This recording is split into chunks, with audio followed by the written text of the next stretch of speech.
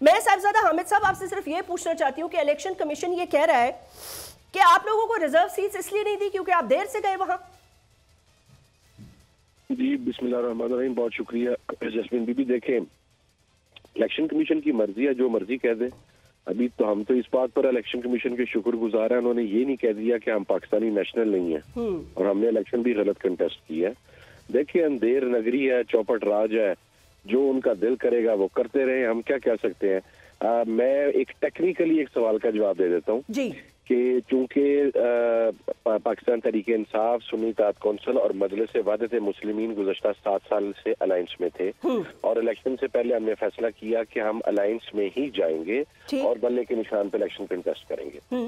उसके हवाला से हमने रिजर्व सीटों की एक लिस्ट जमा करवाई इलेक्शन कमीशन ऑफ पाकिस्तान के अंदर, जिसमें MWM की खवातीन भी थी और SIC की खवातीन भी थी।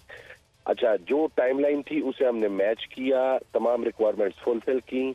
उस टाइमलाइन के गुजरने के बाद इलेक्शन कमीशन ऑफ पाकिस्तान ने बल्ले के निशान को उड़ा दिया और सुप्रीम कोर्ट ने उस फैसले को बहाल रखा।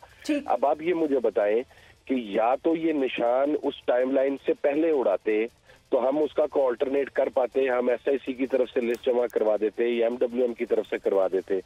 जो टाइमलाइन हमें दी गई थी उस टाइमलाइन से पहले जब हमने लिस्ट जमा करवाई और हमारा निशान उस वक्त तक मौजूद, टेक्निकली पूछ लें, किसी भी कानूनदान से पूछ लें या किसी लीगल एक्सपर्ट से पूछ लें, ये कोई पॉइंट स्कोरिंग की बात नहीं है। ठीक है। कि जब हमने एक टाइमलाइन को मैच किया और उसके बाद बल्ले का निशान उड़ाया गया तो फिर अब इसके अंदर हमारा कसूर कहाँ से साबित होता है?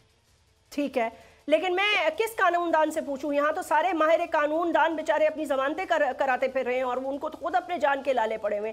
लेकिन बहरहाल इस हुकूमत पर भी तज्जिया करेंगे, लेकिन मैंने आपका टेक्निकली तौर पर ये जवाब ले लिया है। अब ये हमें ये कहा जा रहा है कि जी आप लोगों ने देर की, आपने टेक्निकल बुनियादों पर सही जवाब दिया। वो कह रहे हैं जी हम टेक्निकल बुनियादों पर ठीक है, 2 के 26 दिन के डिले से इलेक्शन कमीशन ऑफ पाकिस्तान ने अपने ही रूल्स एंड रेगुलेशंस को वायलेट करते हुए अपनी लिस्टें जारी की कि कौन कौन जीत चुका है, कौन नहीं जीत चुका, और फिर रिजल्ट्स के साथ क्या हुआ तो चले छोड़ दे, सारी पार्टीज को गिला है।